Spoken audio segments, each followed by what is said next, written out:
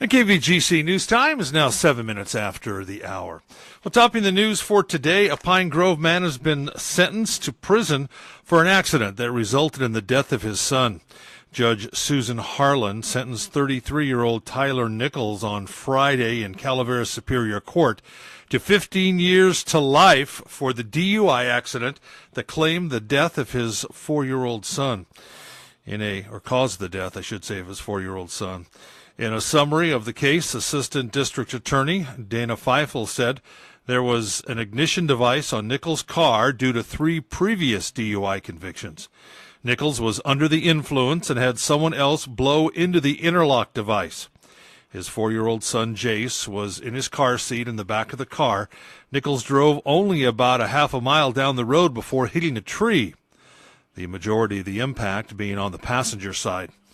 Nichols tested at a .25 blood alcohol content. Assistant DA Feifel represented the prosecution, and Steve Salenti was Nichols' defense attorney. Instead of a jury trial, a negotiated plea deal was accepted, where Nichols was sentenced for murder in the second degree for 15 years to life in state prison. He will receive 827 days credit for time served and is required to pay $4,500 in victim restitution. Well, the Amador County Planning Commission will hold a public scoping session this evening to review the potential environmental impacts of the One Sands Motorsport Facility. Submitted by the U.S. Mine Corporation, the project would consist of a private-use motocross facility on Highway 124 in Ione.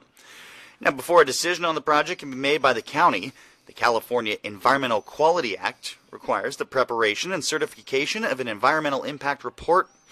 Now, part of the impact report preparation includes an early public consultation process. The Planning Commission scoping session will be held this evening, 7 p.m. in Board of Supervisors chambers at the County Administration Center. All interested persons are invited to attend and state their concerns.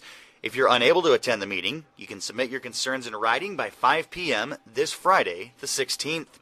Comments are to be focused on environmental impact issues at this stage of review, rather than arguments for or against the project. Any questions should be referred to the Amador County Planning Department at 223-6380. And the Ione City Council has selected a consultant to update the developer impact fees for the city and continue to move forward on a smoking ban for city parks. The council voted to award the contract to update the fees the city charges new building construction in the city. These fees pay for a wide range of public services, including roads, buildings for public safety services, parks, and more. The contract will cost the city $43,500. The council also continued to work on an ordinance that will ban smoking in public parks in the city. The council will hold a public hearing and have a first reading and vote on a final draft at their next meeting on November 20th. The council also discussed a possible electric vehicle charging station in the city. The item was continued for question about maintenance and security of the system. And the El Dorado National Forest will sell Christmas tree permits today. Tree tags can be used to cut pine, fir, or cedar trees up to 6 inches in diameter at the base, and will be available at the Forest Supervisor's office in Placerville and the Amador District Office on Silver Drive and Pioneer. Now, Christmas tree permits will be issued with tree tags at a cost of $10 per tag, cash only, with a limit 2 tags per family or address. Now, permits must be purchased in person, are not transferable, and are sold on a first-come, first-served basis. Cutting under these permits will be allowed until December 31st to accommodate military families who may need to celebrate a delayed Christmas. Permits will be sold Monday through Friday, 8 to 4:30, Saturday, November 17th and 24th, and December 1st and 8th. A Christmas tree cutting map will be provided to all permit holders required to be in the permittee's possession while cutting. This map indicates areas of the forest where cutting is permitted. Visitors should check for seasonal road closures, be prepared to walk into an area to find a tree. No off-road vehicle use is allowed. And as the end of the day came to a close on Friday. The Amador Elections Department reported another lead change in the Amador County Unified School District Race Trustee Area 2. With still about 700 ballots plus left to be counted, Deborah Pulskamp leads Shane Alderson by 7 votes. Now that race is, again, 1,660 for Pulskamp, 1,653 for Alderson. Elections Chief Kim Grady says they will be counting more votes again today. Hopefully they'll have the remainder of those votes counted before the end of the week. The results of all other races remain the same as they have since election night. And the Amador Choraleers hosting their annual Christmas concert December 6th at the Ione Community Methodist Church. From the traditional White Christmas and Deck the Halls to the new take on Jingle Bells and Kelly Clarkson's popular Underneath the Tree, the Choraleers are sure to be singing one of your favorites.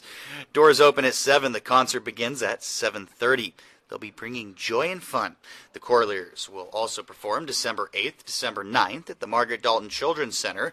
Doors open at 2:30. The concert begins at 3. Tickets are $10, can be purchased through the group's website or at the door. For more info, 743-9258. Advance tickets available online at AmadorChoraleers.org. And our friends at ACART, the Amador County Animal Response Team, will be parking one of their response trailers at Amador County Animal Control on Sutter Hill this week. They are collecting supplies to take to Chico on Sunday. Now, they are looking for all types of food, dog and cat litter, cat boxes, treats, cardboard cat carriers, dog kennels, leashes, harnesses, dog beds, cat beds, just about everything you would need. Food and water bowls, again, toys, wire dog pens, even gift cards will be accepted. Now, Animal Control will be open to receive donations from 10 to 4:30. They will be closed for lunch 1 to 2. If you have any questions, 257-4907. And that's a look at local news on a Gold Country Tuesday morning. From the KVGC News Center, I'm JD. And I'm Jim Geedy reporting. Remember, for the latest news, traffic, and weather 24 hours a day, to visit our website. That's kvgcradio.com.